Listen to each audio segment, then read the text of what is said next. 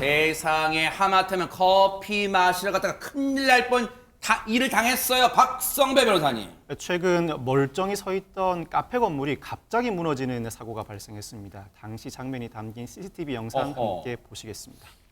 어떤 일일까요? 밤 9시가 넘은 시각 난데없이 건물 외벽이 와르르 어머, 무너져 어머. 내립니다. 희뿌연 연기와 함께 어. 무너져 내린 흙담이 어머머. 불과 몇 초 만에 도로 위까지 뒤덮습니다. 한도 끝도 없이 지금 어머머머 계속 무너져요. 지금 근데 저게 밤 9시가 좀 넘은 시각이라면 요즘 최재명 교수님 뭐 네. 9시가 넘어도 영업하는 카페 많잖아요. 큰일 날 뻔했어요. 큰일 날 뻔했어요. 저게 근데 다행인 것은 네. 저 카페 같은 경우 9시 영업을 마감해요. 천만다행이네요. 그래서 아이고. 다행히 인명피해는 없었는데 네. 저기 지금 보시는 것처럼 테라스거든요. 테라스 외벽인데 외벽이 무너진 거예요. 그래요? 지금 상당히 위험한 상태였고 그래 여기 인도잖아요. 하나도 그렇죠. 큰일 날 뻔했어요. 진짜. 그렇죠. 누가 걸어가고 있어서 또 큰일 날 어머. 뻔했고요. 이런 상황인데 다행히 인명피해는 없었는데 네. 왜냐하면 1층 카페에서 일하는 직원 한 명만 있었고요. 어허. 또 저 건물이 주상복합처럼 5층으로 돼 있는데요. 거주 공간도 있고 상가도 있는 것 같아요. 그런데요. 그래서 거주 공간에 사실은 주민 한 명이 있었는데 두 분 다 대피를 하셔서 다행히 아무런 인명피해는 없었고요. 네. 다만 이제 저런 일이 발생해서 사람들을 깜짝 놀라게 하는 일이 있었다 이렇게 볼 수 있습니다. 야, 붕괴 상황을 겪으신 분들 이 주민분 얼마나 놀라셨을까 한번 들어보시고 이어가 보도록 하겠습니다.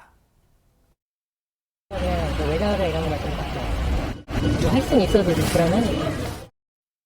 그렇죠. 총 6층짜리 건물인데 저게 뭐 여러 가지 이제 뭐 일하시는 분도 계시고 하잖아요. 근데 얼마나 두려웠을까요? 그런데 손정희 변호사님, 이유를 알아야 될까? 뭐 지진 난 거예요, 저 때? 일단 용산구청에서 현장 조사를 하고 있고요. 경찰이나 소방 당국도 이제 정확한 사고 원인을 조사 중에 있다라고 하는데요. 옆 건물이 이제 그 철거 중이었다고 합니다. 아마도 철거 과정에서 어떤 영향이 있었을 것이라고 추정되는 상황인데 네. 건물 옆에 세워져 있던 콘크리트 마감재와 벽돌이 무너졌다라고 하고요.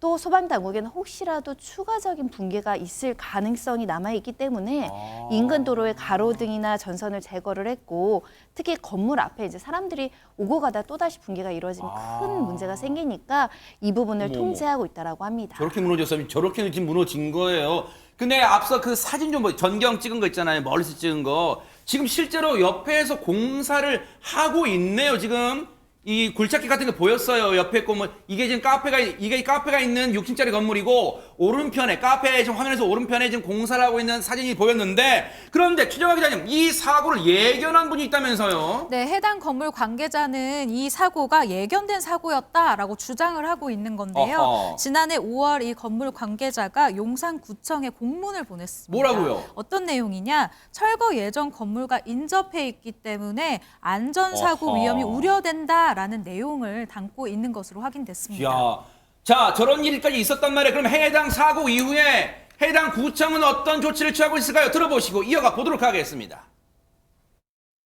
여러 가지 원인들이 있는데 형태적인 부분에서 근원적인 문제도 있었고 신축 하기 위한 해체 공사로 인한 진동 충격도 이제 누적돼서 그런 것들을 이제 일으켰고. 물론 지금 추정일 수 있어요. 왜냐면 공사 진동이 있을 수 있잖아요. 그런데 지금 저 카페 업주분은 사장님은 하루아침에 날벼락 맞은 건데 저거 박성배 변호사 어디 가서 보상받을 수 있어? 그런 거예요. 어떻습니까? 인근 건물 철거가 원인의 하나로 추정되는 상황인데 만약 그 원인이 실제 사실관계에 부합한다면 우선 인근 건물의 건축주가 손해배상 책임을 져야 하긴 합니다. 그렇지만 이 건축주는 철거 공사를 철거 공사 업체에 맡겼을 텐데 그 법적 형태가 위임이 아닌 도급, 즉 전혀 관여하지 않고 일 전체를 맡기는 형태일 것이라 건축주보다는 철거 공사 업체가 손해배상 책임을 부담해야 합니다. 나아가서 용산구청이 손해배상 책임을 지는지는 더 따져봐야 할 대목이 존재합니다. 이 관내 공사를 관리 감독할 의무는 분명히 실제합니다만 안전사고 우려 공문에도 불구하고 아무런 조치를 취하지 않을 정도였다면 손해배상 책임을 부담하지만 네. 그렇지 않고 나름 조치를 취했으나 사고를 막지 않은 수준만으로는 손해배상 책임을 귀속시키기가 다소 어려워 보입니다. 일단은요. 앞서 인명피해 없었던 거 천만다행이고요. 일단은 사고 이후에 공사 중단시켰대요. 그리고 안전진단 착수했다고 하니까 정말 안전 확보한 이후에 재개해 주시기를 기대를 해보고. 보고 계십니까? 대박 사건. 네, 안녕하십니까? 김명준입니다. 여러분과 함께하는 뉴스파이터.